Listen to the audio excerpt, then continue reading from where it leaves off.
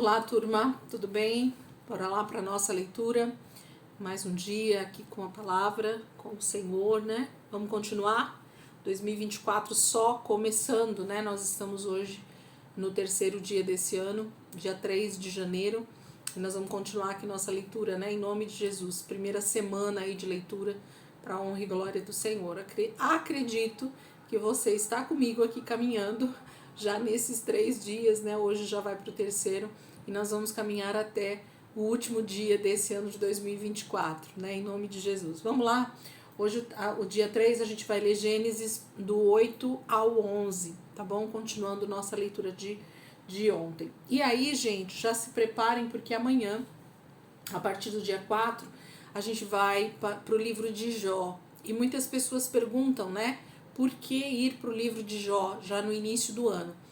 Porque para a maioria dos teólogos, para a maioria dos historiadores, para a maioria dos arqueólogos, para a maioria das pessoas que estudam essa questão dos escritos mais antigos, eles acreditam que o livro de Jó tenha sido o primeiro livro a ser escrito, inclusive até talvez antes do início de Gênesis, né? Por quê?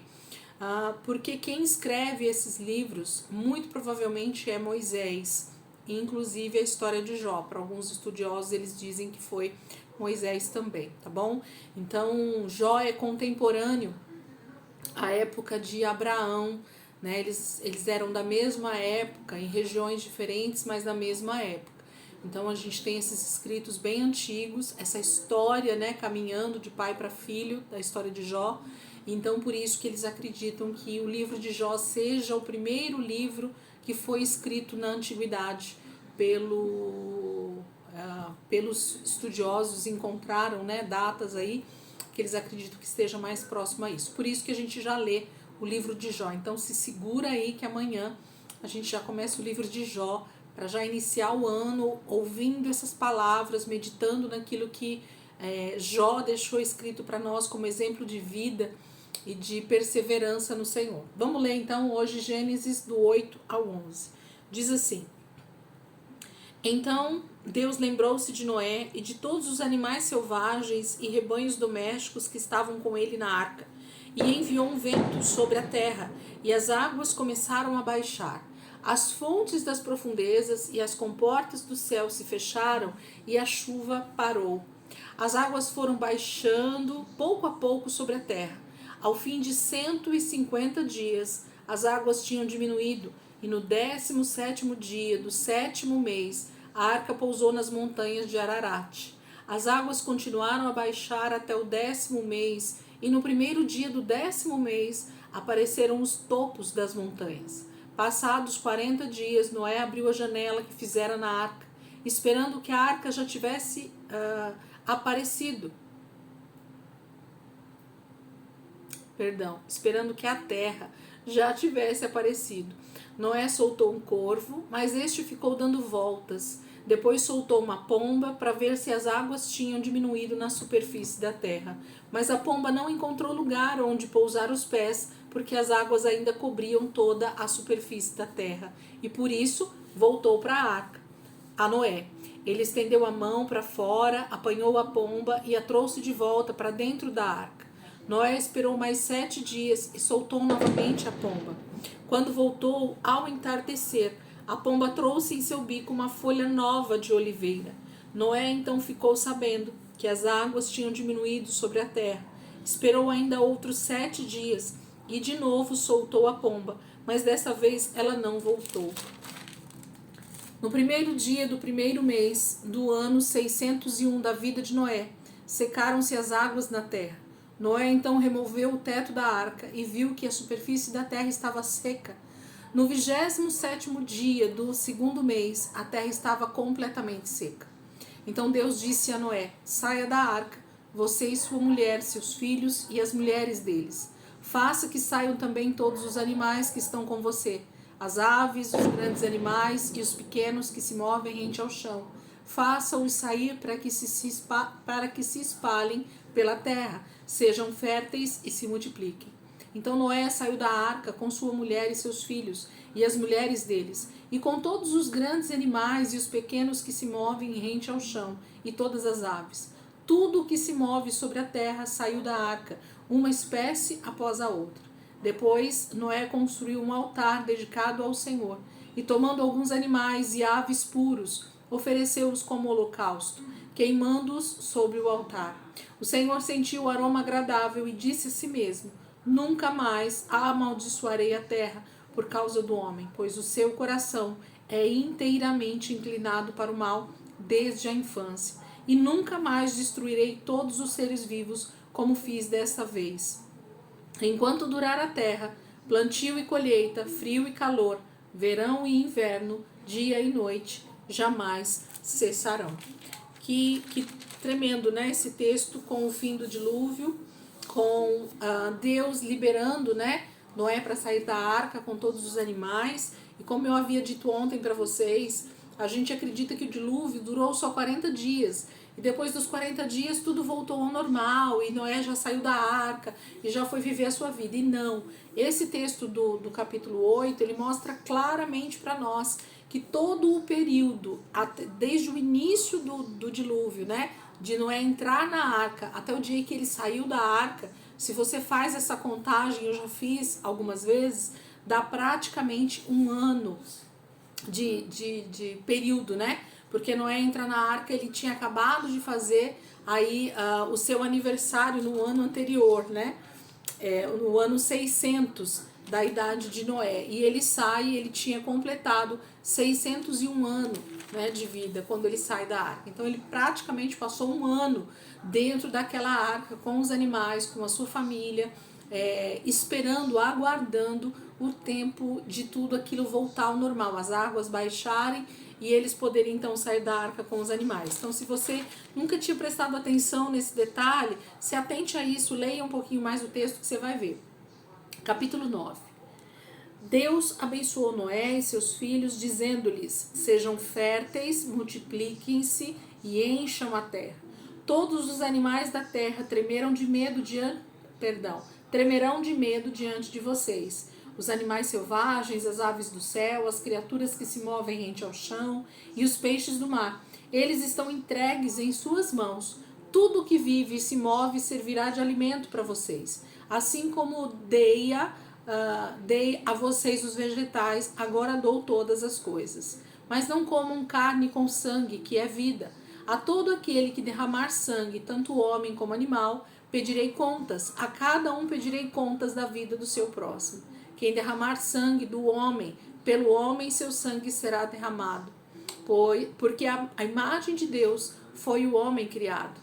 Mas vocês sejam férteis e multipliquem-se e espalhem-se pela terra e proliferem nela. Então disse Deus a Noé e aos seus filhos que estavam com ele: Vou estabelecer a minha aliança com vocês e com os seus futuros descendentes, e com todo ser vivo que está com vocês, as aves, os rebanhos domésticos e os animais selvagens, todos os que saíram da arca com vocês, todos os seres vivos da terra. Estabeleço uma aliança com vocês. Nunca mais será ceifada nenhuma forma de vida pelas águas de um dilúvio.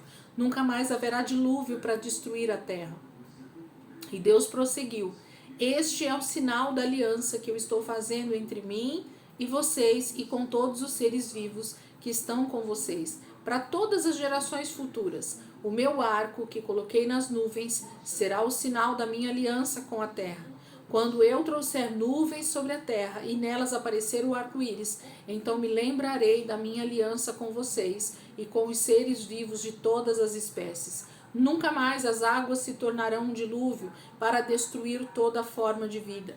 Toda vez que o arco-íris estiver nas nuvens, olharei para ele e me lembrarei da aliança eterna entre Deus e todos os seres vivos, de todas as espécies que vivem na terra. Concluindo, disse Deus a Noé: Este é o sinal da aliança que estabeleci entre mim e toda forma de vida que há sobre a terra. Os filhos de Noé que saíram da arca foram Sem, Cam e Jafé. Cam é o pai de Canaã. Esses foram os 3 filhos de Noé. A partir deles toda a terra foi povoada. Noé, que era agricultor, foi o primeiro a plantar uma vinha. Bebeu do vinho, embriagou-se e ficou nu dentro da sua tenda. Cam pai de Canaã, viu a nudez do pai e foi contar aos 2 irmãos que estavam do lado de fora. Mas Sem e Jafé pegaram a capa, levantaram-na sobre os ombros e, andando de costas para não verem a nudez do pai, cobriram-no. Quando Noé acordou do efeito do vinho e descobriu o que seu filho caçula lhe havia feito, disse: Maldito seja Canaã, escravo de escravos será para os seus irmãos. Disse ainda: Bendito seja o Senhor, o Deus de Sem, e seja Canaã seu escravo. Amplie Deus o território de Jafé, habite ele nas tendas de Sem, e seja Canaã seu escravo. Depois do dilúvio, Noé viveu 350 anos, viveu ao todo 950 anos e morreu. Capítulo 9 fala então dessa aliança, essa é a principal palavra para nós aqui no capítulo 9, né? Fala dessa aliança que Deus fez com a terra, Deus fez com todos os seres vivos. Não foi os seres vivos que decidiram fazer uma aliança com Deus, mas foi o próprio Deus quem decidiu se mostrar benigno, se mostrar longânimo, para não destruir mais a terra dessa mesma forma, através do dilúvio, né? Então Deus faz uma aliança para que o homem se lembre e para que ele também se lembre desse dia, dessa aliança que ele faz. Noé sai com os seus filhos e aí acontece, infelizmente, essa maldição sobre um dos filhos de Noé, que é Cã, né? O pai de Canaã. Canaã é um dos filhos de Cã, né? Essa genealogia também ela é bem importante, a gente realmente ter ela na nossa, no nosso visual, nas nossas anotações, né? Ou numa folha à parte, para que isso fique fácil para a gente entender, né? Fique fácil para a gente entender. Capítulo 10. Este é o registro da descendência de Sem, Cã e Jafé, filhos de Noé. Os filhos deles nasceram depois do dilúvio. Os Jafetitas, né? Versículo 2. Estes foram os filhos de Jafé: Gomer, Magog, Madai, Javã, Tubal, Meseque e Tiras. Estes foram os filhos de Gomer: Askenaz, Rifate e Togarma. Estes foram os filhos de Javã: Elisá, Tarsis, Quitim e Rodanim. Deles procedem os povos marítimos, os quais se separaram em seu território, conforme a sua língua, cada um segundo os clãs de suas nações. Então, o primeiro, né, que fala aí nesse capítulo 10 são os filhos de Jafé. Agora vai falar sobre os filhos de Cã, os camitas. Versículo 6. Estes foram os filhos de Cã: Cush, Misraim, Fut e Canaã. Estes foram os filhos de Cush: Sebá, Avilá, Sabitá, Ramá e Sabtecá. Estes foram os filhos de Ramá: Sabá e Dedã. Cush gerou também Nimrod, o primeiro homem poderoso na terra. Ele foi o mais valente dos caçadores e por isso se diz valente como Nimrod. No início, o seu reino abrangia Babel, Ereque, Acade e Calné, na terra de Sinear. Dessa terra ele partiu para a Síria, onde fundou Nínive, Reobote, Ir, Calá e Recém, que fica entre Nínive e Calá, a grande cidade. Misraim gerou os Luditas, os Anamitas e os Leabitas, os Naftuítas, os Patrucitas, os Casluítas, dos quais se originaram os filisteus e os Cafturitas. Canaã gerou Sidom, seu filho mais velho, e Et, como também os Jebuseus, os Amorreus, os Girgaceus, os Eveus, os Arqueus, os Sineus, os Arvadeus, os Zemareus e os Amateus. Posteriormente, os clãs cananeus se espalharam. As fronteiras de Canaã estendiam-se desde Sidom, iam até Gerar e chegavam a Gaza, e de lá prosseguiam até Sodoma, Gomorra, Admá e Seboim, chegando até Lasa. São esses os descendentes de Cã, conforme seus clãs e línguas, em seus territórios e nações. Sem, irmão mais velho de Jafé, também gerou filhos. Sem foi o antepassado de todos os filhos de Eber. Estes foram os filhos de Sem: Elão, Assur, Arfaxade, Lude e Arã. Estes foram os filhos de Arã: Uz, Ul, Jeter e Meseque. Arfaxade gerou Salá, e este gerou Éber. A Éber nasceram 2 filhos, um deles se chamou Peleg, porque em sua época a terra foi dividida. Seu irmão chamou-se Joctã. Joctã gerou Almodá, Salefe, Azarmavé, Gerá, Adorão, Uzal, Diclá, Obal, Abimael, Sabá, Ofir, Avilá e Jobabe. Todos esses foram filhos de Joctã. A região onde viviam estendiam-se de Messá até Cefar, nas colinas ao leste. São esses os descendentes de Sem, conforme seus clãs e línguas, em seus territórios e nações. São esses os clãs dos filhos de Noé, distribuídos em suas nações, conforme a história da sua descendência. A partir deles, os povos se dispersaram pela terra depois do dilúvio.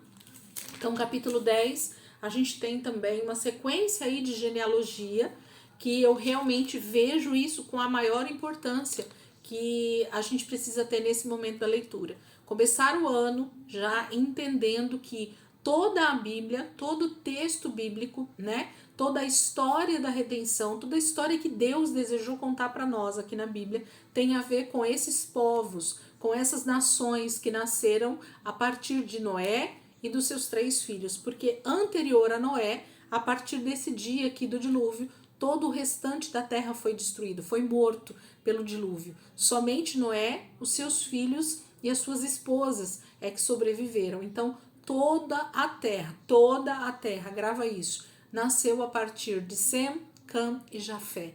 Esses foram os 3 pais de toda a humanidade a partir de Noé, tá bom? Capítulo 11. A Torre de Babel, né?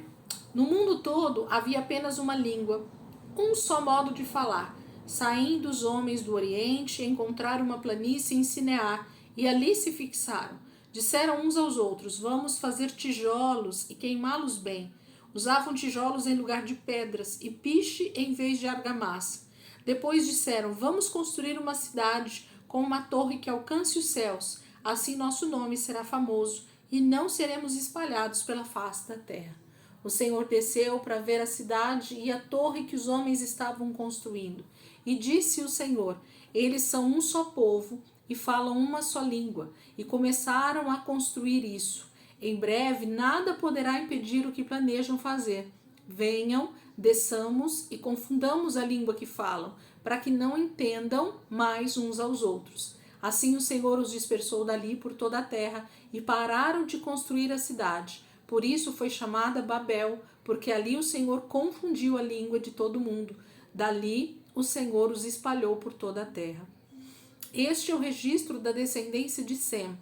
2 anos depois do dilúvio, aos 100 anos de idade, Sem gerou Arfaxade. E depois de ter gerado Arfaxade, Sem viveu 500 anos e gerou outros filhos e filhas.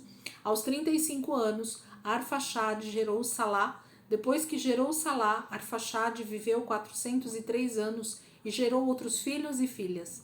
Aos 30 anos, Salá gerou Éber. Depois que gerou Éber, Salá viveu 403 anos e gerou outros filhos e filhas. Aos 34 anos, Éber gerou Peleg. Depois que gerou Peleg, Éber viveu 430 anos e gerou outros filhos e filhas. Aos 30 anos, Peleg gerou Reu. Depois que gerou Reu, Peleg viveu 209 anos e gerou outros filhos e filhas. Aos 32 anos, Reu gerou Serug. E depois que gerou Serug, Reu viveu 207 anos e gerou outros filhos e filhas. Aos 30 anos, Serug gerou Naor. Depois que gerou Naor, Serug viveu 200 anos e gerou outros filhos e filhas. Aos 29 anos, Naor gerou Terá. Depois que gerou Terá, Naor viveu 119 anos e gerou outros filhos e filhas. Aos 70 anos, Terá havia gerado Abrão, Naor e Arã. Esta é a história da família de Terá. Terá gerou Abrão, Naor e Arã. Em Arã gerou Ló. Arã morreu em Ur dos Caldeus, na sua terra natal, quando ainda vivia Terá, seu pai. Tanto Abrão como Naor casaram-se. O nome da mulher de Abrão era Sarai, e o nome da mulher de Naor era Milca. Esta era a filha de Arã, pai de Milca e de Iscá. Ora, Sarai era estéril, não tinha filhos. Terá tomou seu filho Abrão, seu neto Ló, filho de Arã, e sua nora Sarai, mulher de seu filho Abrão, e juntos partiram de Ur dos Caldeus para Canaã. Mas, ao chegarem a Arã, estabeleceram-se ali. Terá viveu 205 anos e morreu em Arã. Capítulo 11 fala sobre a Torre de Babel nos primeiros versículos e em seguida mostra literalmente a geração de Sem, né, do filho do primogênito de Noé. E aí fala sobre quem gerou quem, uma grande genealogia para nos mostrar o nascimento de Abrão, que depois vai se tornar Abraão, com toda essa história que vai começar a se desenvolver a partir do capítulo 12, que a gente vai ver daqui a alguns dias, porque a gente vai amanhã, a partir de amanhã, ler o livro de Jó. Por que a gente vai ler o livro de Jó? Vocês viram lá no capítulo 10, no versículo 23, fala assim, ó: estes foram os filhos de Arã, né? Que são filhos de Sem. Arã, um dos filhos de Sem, gerou Uz, Jeter e Meseque. Uz foi um dos filhos, né? Um dos netos, na verdade, de Sem. E essa terra, esse nome Uz, gerou justamente uma terra chamada Terra de Uz, que é a terra de onde o livro de Jó se origina. A gente vai ver bem no início do livro. Por que eu estou falando isso? Porque geralmente todas as cidades, né, que eram fundadas naquela época, no princípio de todas as coisas, elas levavam o nome do seu fundador.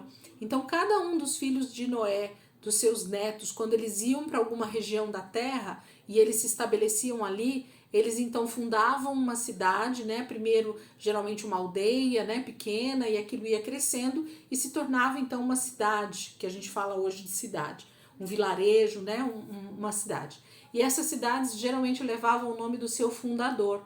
Assim como hoje em dia a gente vê algumas ruas, algumas cidades, né? Que também tem um nome homenageando alguém, era da mesma forma. Isso é um costume bem antigo, né, dos primórdios. Então alguém fundava uma cidade, a cidade levava o seu nome. E a cidade então desse neto de Sem, que se chamava Uz, né, ele funda uma cidade que é justamente de onde descende provavelmente Jó, ok? Nós vamos ver isso bem no comecinho da história de Jó amanhã, tá bom? Então fica aí a dica para vocês darem uma olhadinha em genealogia, porque é bem importante a gente olhar para esses nomes, olhar quem é filho de quem, para entender o que Deus vai começar a escrever a partir de Abraão no capítulo 12, que a gente vai ler daqui a alguns dias, tá bom? Deus abençoe, ótimo dia aí para vocês, e amanhã, se Deus quiser, a gente está aqui de volta para continuar a nossa leitura em nome de Jesus. Deus abençoe.